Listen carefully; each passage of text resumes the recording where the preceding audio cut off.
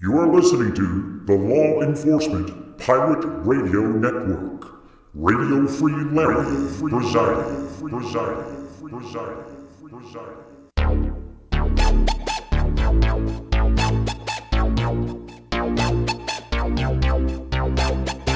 You can run, but you can't hide.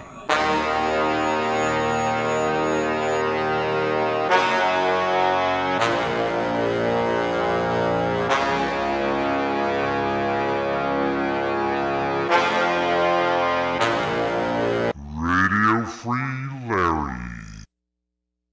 All right.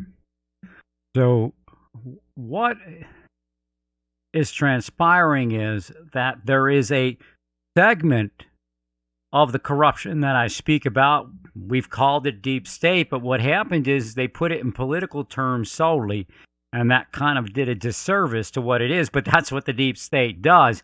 It runs with a narrative and then shifts it so it doesn't identify the real issue, because it is in all political parties and all segments of society. That corruption that I'm speaking about is the reason that racism exists. Now, you have to be careful, because if you're protesting one form of racism over another, then to a certain degree, and we've seen that, racism pops up. Now, Mr. Trump says, this is why we're angry. This is why we have this emotion, and I understand it. But you're not going to fix the problem until you confront the entire issue and bring it before God, number one. But number two, when you bring it before God, you have to be honest within it, that there are Caucasians that are discriminated against by other Caucasians, by other African Americans. Does that mean that racial discrimination against African Americans doesn't exist? No, it doesn't mean that. It means that it exists. And I hope I said that right. That was weird. That I almost double negative there or something.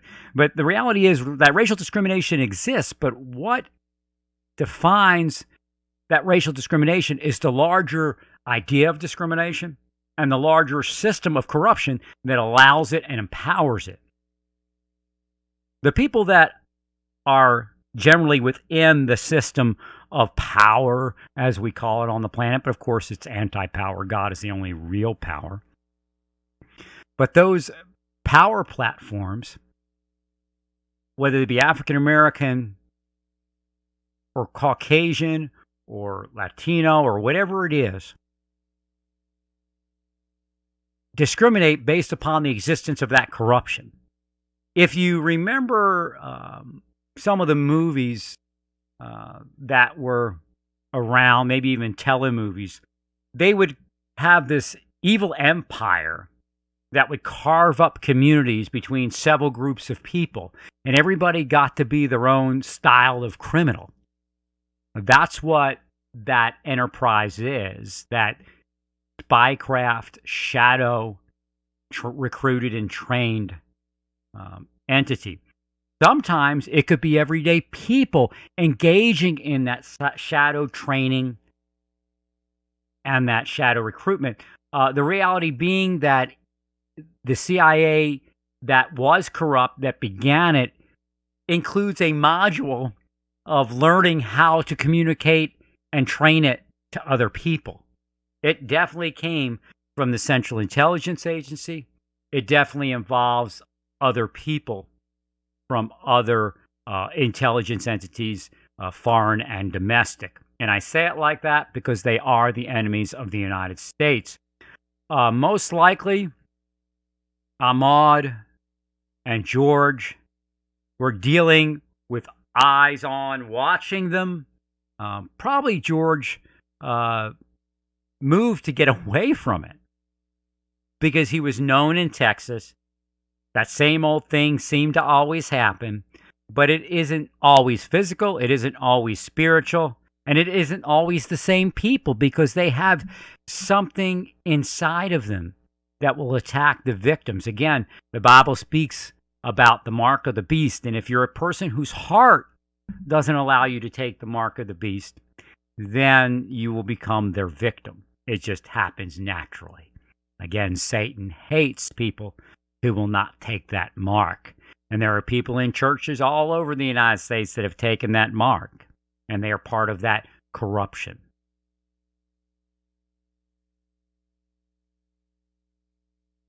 So, if you do not confront that system, eventually they will hire on, and there are people today, private sector and government, that are African Americans that are part of that corruption.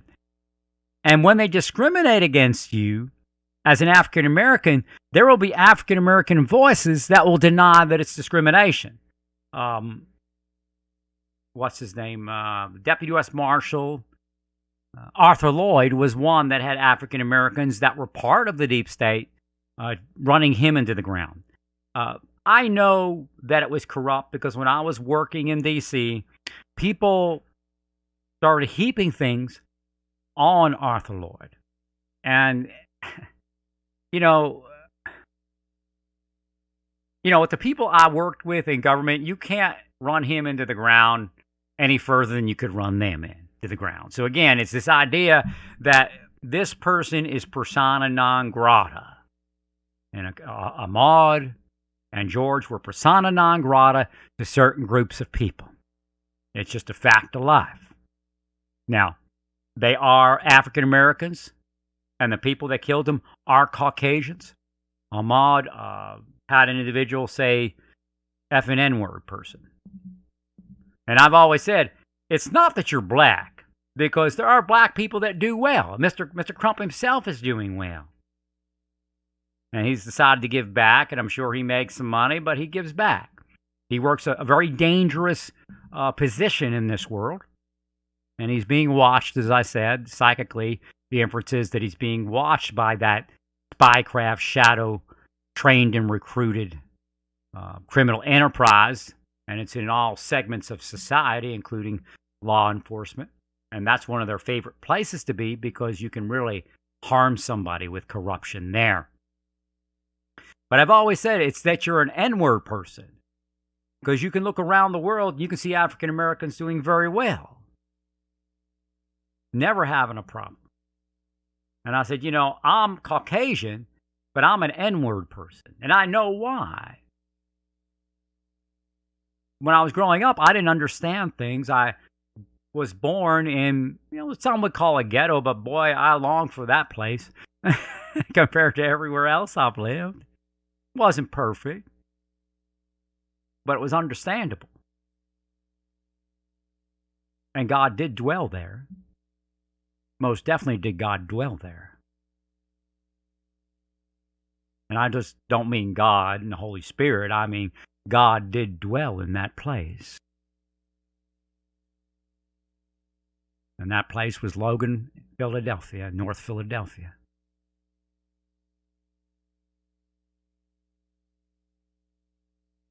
We were people of many colors and many religions, and we were people of no color and no religion most of the time. We just were people.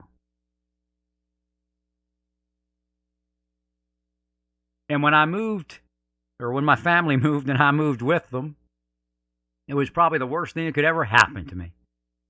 And I moved to Northeast Philadelphia.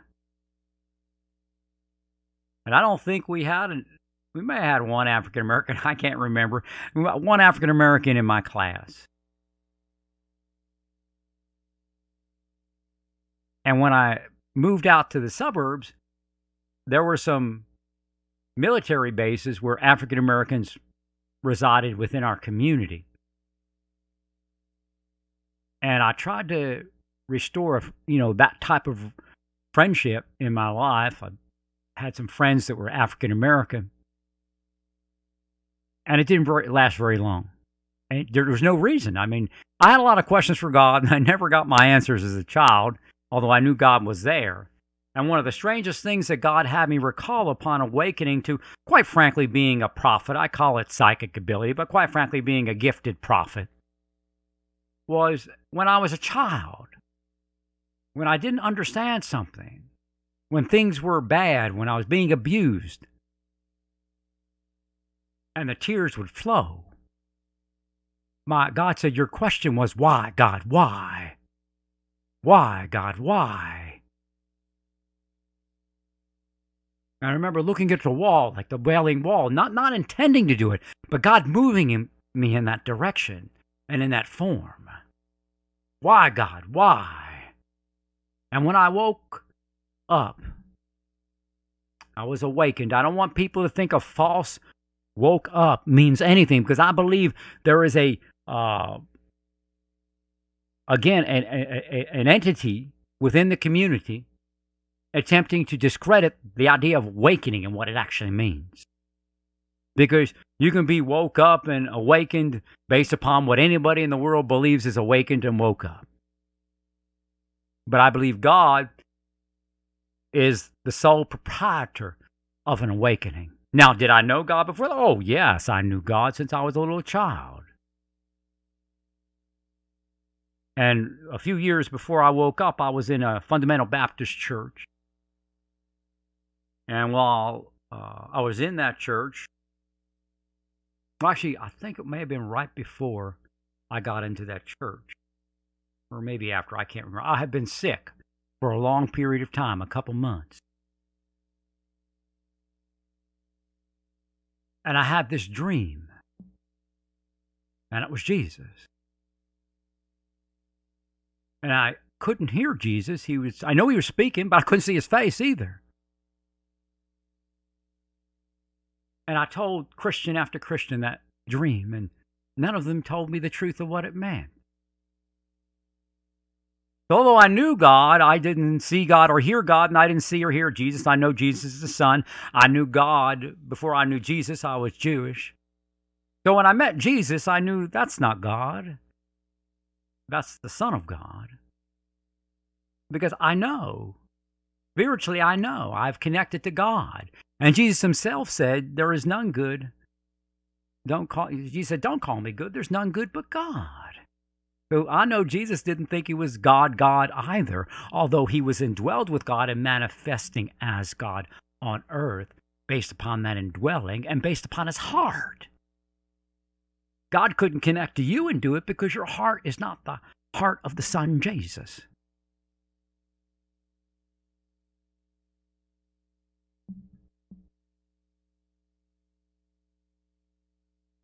So, nobody told me the truth of how you see and how you hear and how all that could exist. And one day I woke up and there it all was. And God said, you asked me, why, God, why? And now I'm going to show you and tell you why, God, why. You know why God told me? You know why God told me? Because God told me, you know what? Your nickname is the Big Mouth Son. You're my son. And if you're lost over that term, well, all the children of God, and the Bible tells you, as a Jew, I am a son of God, and as an accepted believer of Rabbi Jesus and his work as the Son of God and that sin sacrifice, that I am a son of God, a child of God. But God personally told me, you're my son. And one of your nicknames is the Big Mouth Son. You never shut up. And I'm going to tell you everything. Now, if the deep state, that you call it the deep state, because it's not Democrat or Republican, it's both and all, didn't tell you that I never shut up, that's their problem, not mine. I don't bow to you. I don't take a knee to you. And quite frankly, God has said, you have been on your knees so many times on this planet, and you have repented, and you have been caused to believe things that weren't true about yourself. I don't want you down on your knees for nothing. I can hear you just fine standing up.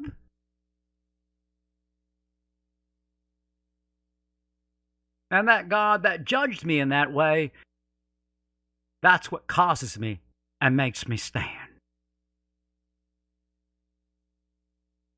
You have no idea who God is.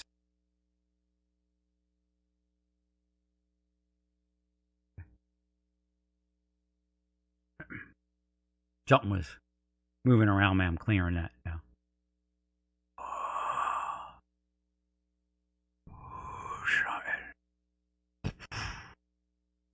Get rid of that thing. So the idea is God showed me how the corruption works. God shows me how racism works and how it isn't just being black or being white or being, because you could be white in a Latino community and be discriminated against, but yet you could be white in a Latino community and have the other Latino people take care of you, and I've had that happen for me also.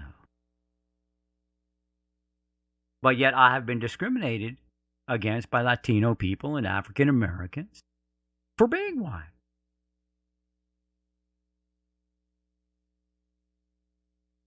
So again, it's the idea, because, I mean, you as an African American, I've heard a judge, and that judge is pretty liberal today, so I don't know if he's a Republican. I don't know if he still believes what he believed then. He seems pretty liberal today. I don't even know if he's still on the bench. But I heard him tell me that because he grew up in a bad part of town and became a judge, that any African American can be anything. God told me that wasn't the truth. God said some people are marked by Satan to be destroyed. George. George says I can't use his last name. I got to call him George. He's here. He's been here. Ahmad has been here. And I think they're here now.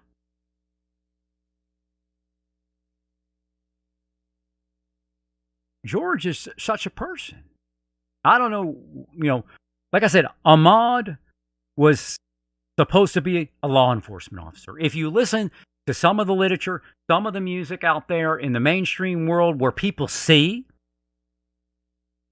it's almost scriptural, some of it, because you can understand the plight of possessed people, people that are cursed off, that kind of thing.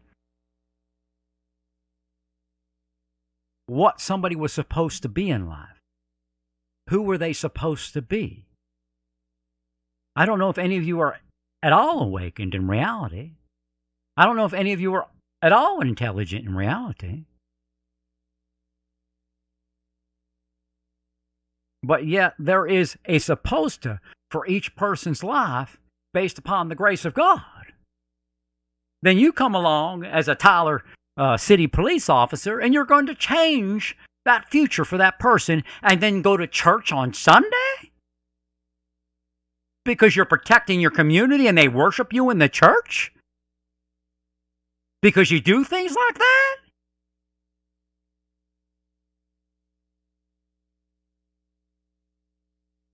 And you want to call that the church, that's fine. This is the United States of America. You can say you're an elephant. You can say you're whatever you want.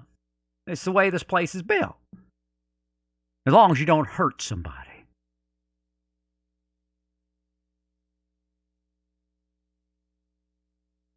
But God told me that that mark denotes the N-word person. So that tells me Ahmad was cursed off in life. Not only was he black, because I look at BET executive board life, and boy, that's beautiful. You don't wish you had that life? I think Mr. Crump would almost want that life. He might have one that good. I don't know. Actually, no, theirs is probably easier. So again, Ahmad and George, were marked by Satan to be destroyed. Ahmad somehow was supposed to be a police officer. Would he have made it? Quite possibly. Ahmad could have done something within the next few years to have his record expunged. And it's obvious, like, as right now, and maybe that's why Satan took him out. Because right now, Ahmad may make some decisions in his life, if he were here, to change his life even higher than it had moved. Because I can see Ahmad, a man that wanted to change. Didn't want to live that life where people would always be down on him and suspecting, maybe getting married, maybe having children, whatever it would be. A little bit of a church life. And then somebody comes along, takes an interest in Ahmad. That's what the PAL program was supposed to be for. But now I don't know what you're all doing. Do you even have a PAL program? And if you have it, does it do anything worthwhile? The PAL being the Police Athletic League. Or does it just train people to be deep state drones and mark people for the N-word destruction?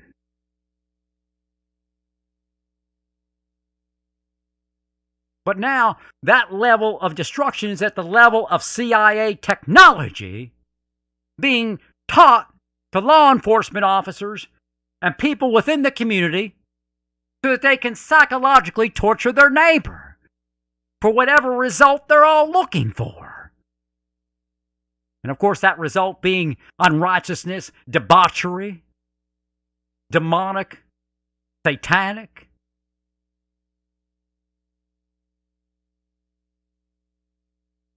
So again, we look at two people and we say, oh, it's because they're black. Well, kinda. He did say N-word. And if I helped them all out, I'd be an N-word lover.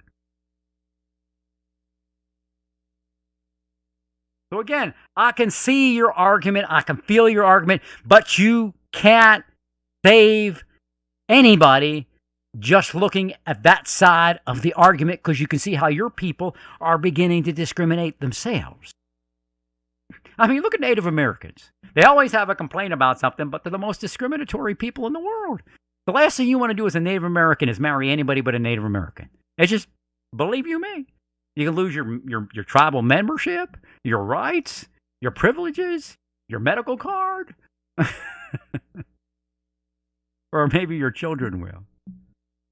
So again, the world is built based upon a corruption. We know this, don't we?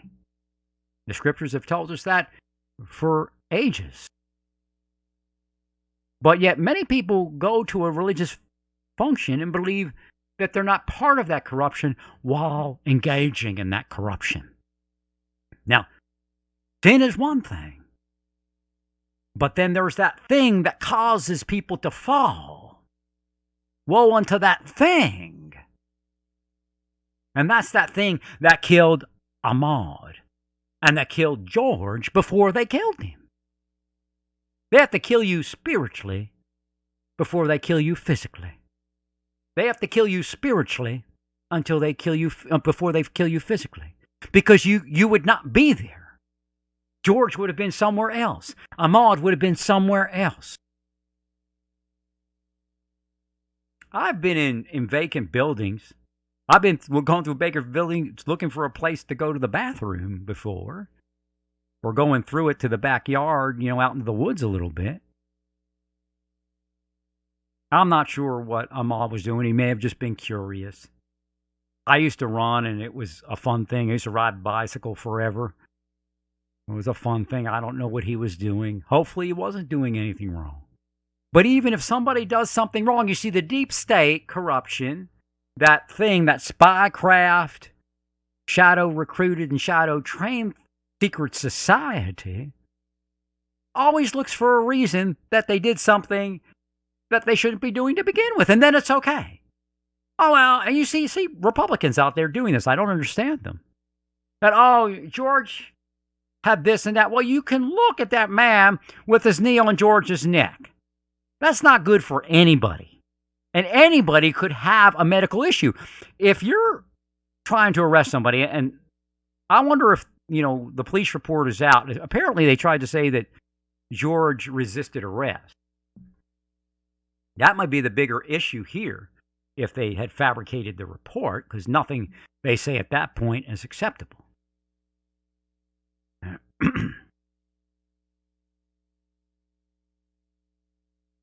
But what we do see is that they had that knee on his neck. Now, what if there was no filming of that? George would have died in silence.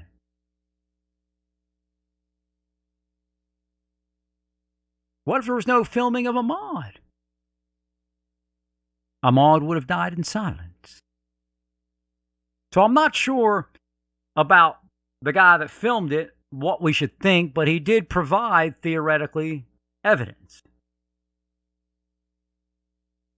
So I don't know where the investigators will be on that, but that was a very important piece of evidence. So again, God is moving something to expose something that occurs all the time, but yet there's another side to this. The preparatory action to cause a failed life, to cause psychological disability, to cause suicide, to cause murder. I about fell over. My brother said something like, I got you, or something like that. But I was talking about something the deep state was doing, and my brother said, I got you. I don't know if he wanted to say, okay, yeah, that's a gotcha, or it just came up because Satan manipulated the thought. The wiretap Satan that listens all day.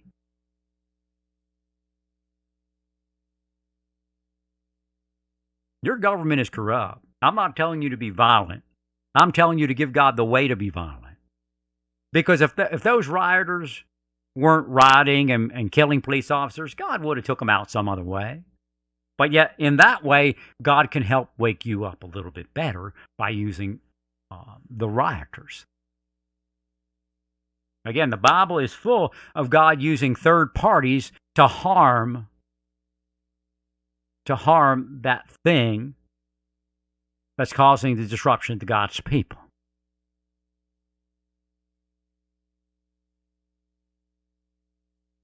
So if we only focus on that issue, and it's not wrong, we should focus on that issue. It is a time to do that. It's a time to mourn. It's a time to focus on that. But if we only focus on that, then we don't get around to fixing the larger corruption, and we don't get around to teaching people. And I think one young man in a video I saw, he was asking the officer to take a knee. The officer didn't want to take a knee. You can't help but like this guy. He says, well, I want you to take a knee to pray with me, but I'm going to get down on my knee and pray. And then all the other people are like, take a knee, and they're going crazy. And this guy, I think he just wanted to pray at that point.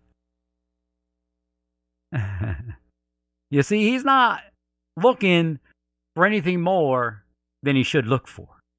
Again, you can ask somebody to take a knee, but when they don't want to take a knee, just respect it. And see, that's the part that the deep state, that spycraft, shadow recruited and shadow trained thing, that's what they want to fail. They don't want you to figure it out. They want you to be something they can use to manipulate people against you. So we have to understand the larger corruption and what's corrupt and what discrimination is. What's fair and what's unfair. Now, do I believe everybody will be perfect with that? Of course not. We have all fallen short of the glory of God. There is none good, no, not one. We don't seek after God. None of us do. But thank God that we have a wonderful, blessed God of Israel that seeks after us. And just in case you don't know, I said, what good is it being God's chosen people if you don't serve other people, if you don't serve God in serving the creation? To be a chosen person of Israel is not to be somebody who's so head in the clouds, wonderful, self-righteous, that you don't see the pain of the world, if you don't see the harm coming to others, if you don't see the reason that you should serve another. You know, Solomon served Queen Sheba. And in that service, she brought Judaism to Africa. She brought the God of Israel to Africa. And there's some still there today. Some have moved to Israel. That's what I believe Judaism is. I believe that's what Christianity is. It's the act of taking Judaism and giving it to the world. And there are rabbis that, quite frankly, did not understand the difference between the teachings and work of Rabbi Jesus, Son of God. And believe me, there's sons of gods and sons of man, and there's all sorts of things, but I understand Jesus to be who he was and be a special Son of God. I'm not taking that away. But they didn't understand that by the time they had arrived, maybe in the 1700s, 1800s, that the work of Jesus, maybe a little bit before, and that the work of Jesus had been manipulated. Or they would have discovered it even further as being part and parcel to monotheistic thought and the work of Judaism. Now, I'm not a Messianic Jew. I really am not. I'm with God.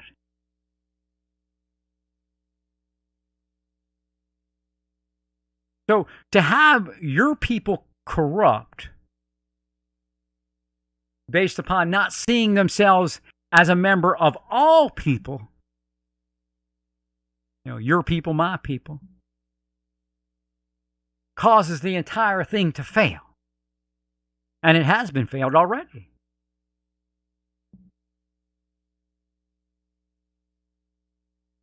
God doesn't need that corruption so that they'll kill a police officer. If God needs to take police officers, he'll take them, and has shown that in the past. You drive down the road, there goes another one. They can't figure it out, God. I mean, how many are going to take this week? Oh, there goes another car off the road. Don't engage in corruption. So we understand corruption today to be a government thing. Corruption in the Bible is all of what you are speaking about in racism.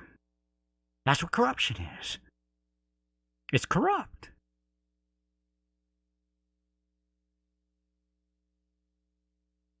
And it exists based upon the existence of institutional corruption. Again, if you don't help people understand the larger picture, they will develop an African American society to allow racism to exist all over again against even African Americans. Because when they have, and they believe that system gave to them, then they're going to say, okay, I stand with that system.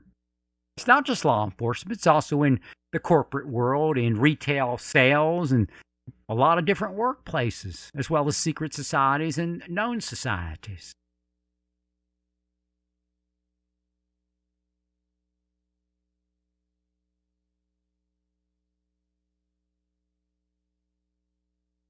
So there's a word that we use. We use it when we want to speak ill of abortion. And, I don't speak about abortion. I have a choice, but I'm not pro-choice.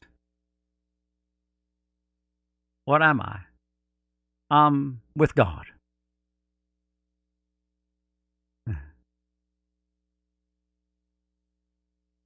my choice is that I want 0 abortions. And I don't want to abort a child. And I don't want to ever have to make a decision if my child has got a disability. I don't want you to make that decision either. You see how I just changed that? I just changed it.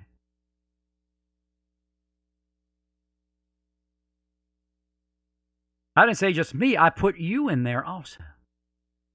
You see, that's what's happening when we're speaking about discrimination. We're trying to do what? We're trying to discriminate. I was in Maryland, and I think I was just starting to hear God's voice. And I'd noticed it a lot of times. I'd be in a little jalopy type car, or a government G-Rod or something. And a Mercedes would go by with an African American behind a wheel. And God would say, that person's doing better than you. And believe me, I worked hard in my life.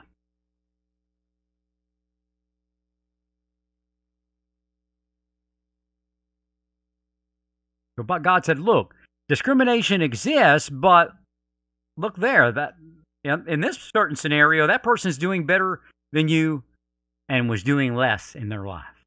Less work, less intelligence, less everything. You made a greater effort. Again, what is it? I mean, there's African Americans that are asking that same question, I'm sure, but they don't want to. And that's the problem. When you make it about some sort of thing other than the absolute truth, then people are afraid to inquire about the absolute truth. Besides, if we create a society of special people, and then we include, see, that's what the deep state wants to do. It wants to include African Americans a little bit more. Yeah, we'll include you now. Come on in here, and now we'll make you big like us. But what happens in the end? Well, we'll discriminate against that person. It's not discrimination because that person's African American. We saw in Atlanta African American officers involved in abusing African American students. So again, for some of those officers, it was about doing it to African Americans. They were getting their racial discrimination off. But yet, there were African Americans involved in it. Because why? Because they're part of that shadow, spycraft thing. Believe me, CIA's been out there training all sorts of people in so many different ways and allowing their cronies and Kroll, Fusion GPS, Booz Allen Hamilton, Stanley Arkin Group, and all those phony private investigator and intelligence firms that are actually murderers and thugs that are part of organizations that harm people and kill people for other criminals and other criminal enterprises, including the FBI, including the CIA. What is the biggest way to pay a contract killer in the government? Give them a contract. And then they'll kill whoever you want. Now, most of their murders are psychological murders. They use psychological methods to cause a suicide or cause somebody to act out against a police officer or another person, and they get killed. Some of the cases where people just go crazy and shoot people, that's what it is. Some of the cases where you have mass shooters, that's what it is. I find that Texas has a very intense entity attempting to cause people to become mass shooters. It's demonic. It's satanic. It's Texas. If you don't want it to be it, then don't take part in that unrighteousness. And don't take pleasure in it, because I know that's what you're doing next. The first part is you take part in that unrighteousness. Then you take pleasure in it, and then you can't live without it.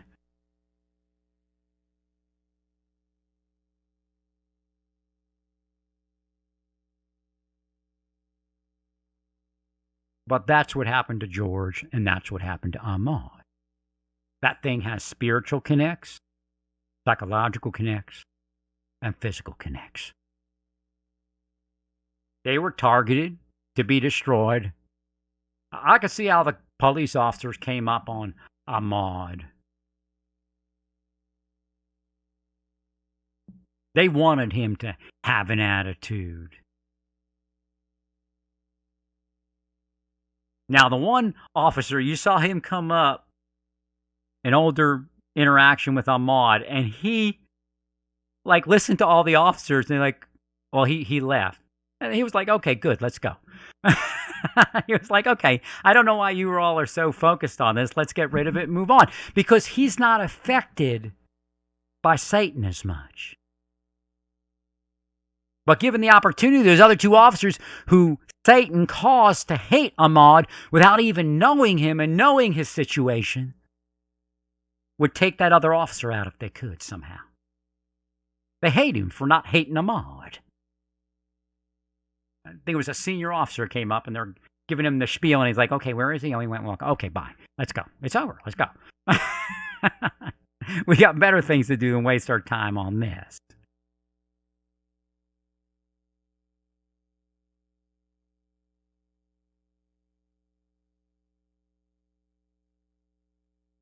So again, the things that we see, we should learn to call it corruption. If you tell your children that it's corruption, that racism is a form of corruption, and that racism can exist in corruption in many different ways,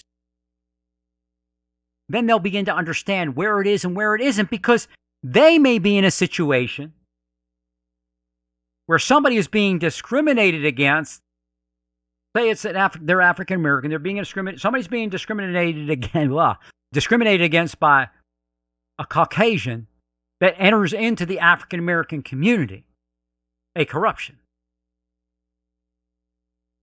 And then you have African Americans carrying out that corruption, whether it be physical, psychological, or spiritual. You know, one of the spirits that possesses African Americans to murder another African American is the Ku Klux Klan. They're witches. The Ku Klux Klan is full of witches and sorcerers and those type of people. One of the spirits that possesses African Americans to murder other African Americans is the spirit of the Ku Klux Klan. So when I hear Candace Owens going, well, do you know that black on black? Well, yes. But do you know where that comes from? That comes from a marshal in Baltimore who's a racist. That comes from a SAC in California that's a racist. That comes from a KKK Grand Poobah or whatever they call them in North Carolina that's a racist. They possess the African Americans based upon the status they have and the money they have within their community. And the next thing you know, the FBI is looking at that person and cursing them with eyes on. And then the local police officer that works for them as a deep state assassin crony is doing the same thing. So the ignorance of your planet precedes all of you. God knows the ignorance that you live in. God knows the corruption you live in. God sent His Son to help you repent. Because that same corruption murdered the Son. And He gave His life so that you would accept the fact that you need forgiveness.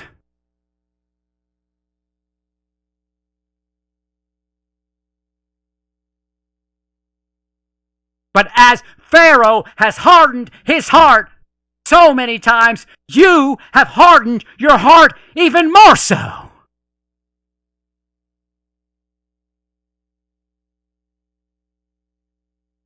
If you want things to change for the better, for real, then you will repent and you will change for the better and for real.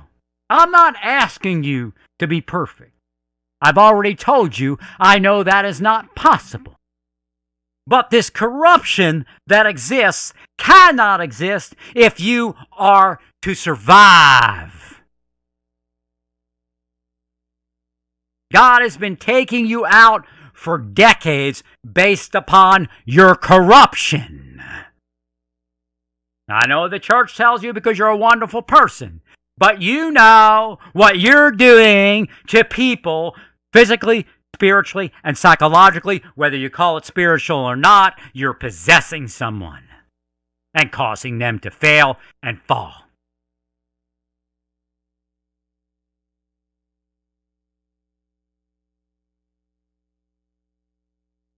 Now, I've been psychologically tortured, spiritually tortured, and that causes physical torture in a person's life for about 25 years. Took me quite a few years to figure out that they were stalking me. And when I figured that out, I said something online about it. And that really angered them. And they increased. And then tried to call me a stalker. That's God's honest truth as to what happened.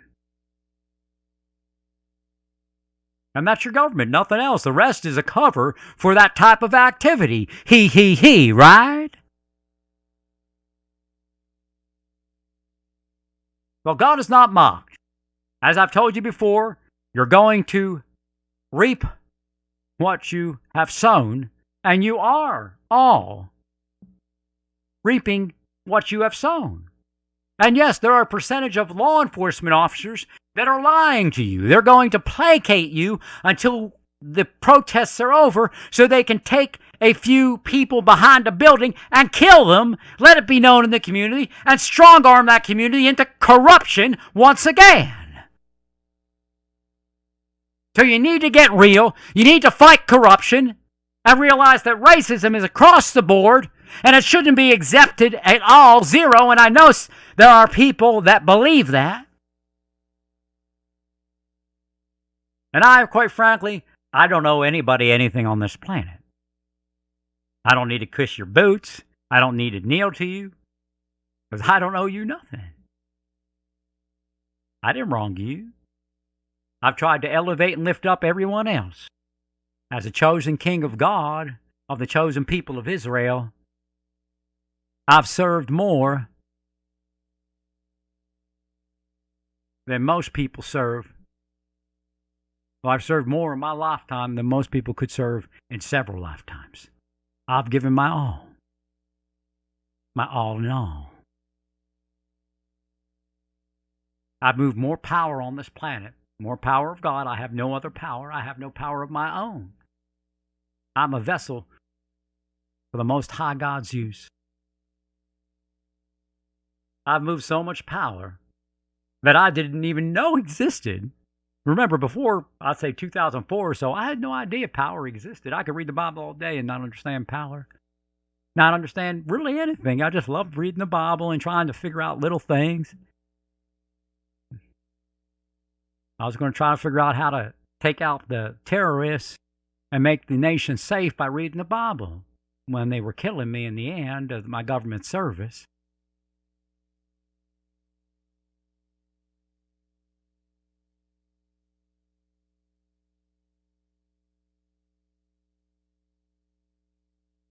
One day God came along. And God later showed me a vision.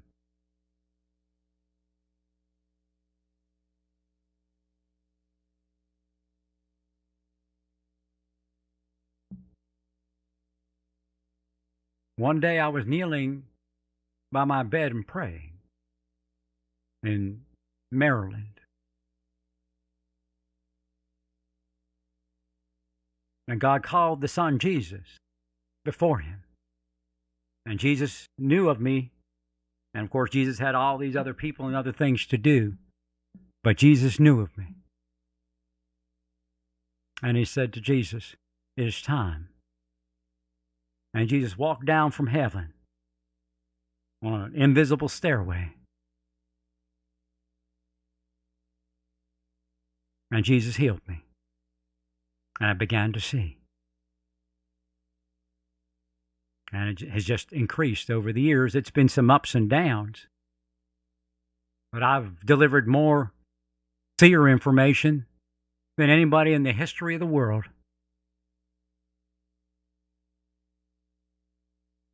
And I've delivered more seer information than will ever be delivered in the future of the world. I don't know where it is. I don't know if anybody can hear it.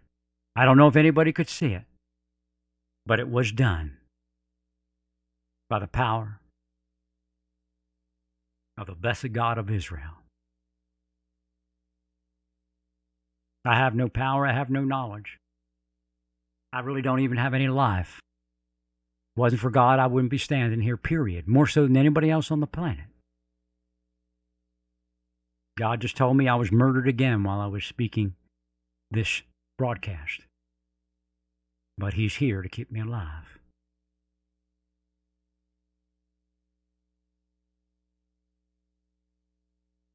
You need to fight the corruption as it is, wherever it may be found, and then we shall be saved. Praise God in all that you do. No violence. Give it to God. Let God be violent if there's a need to be violent. Don't move your heart. Just give it to God. Make way for God to have that vengeance. Praise God. You are listening to the Law Enforcement Pirate Radio Network. Radio Free Larry presiding.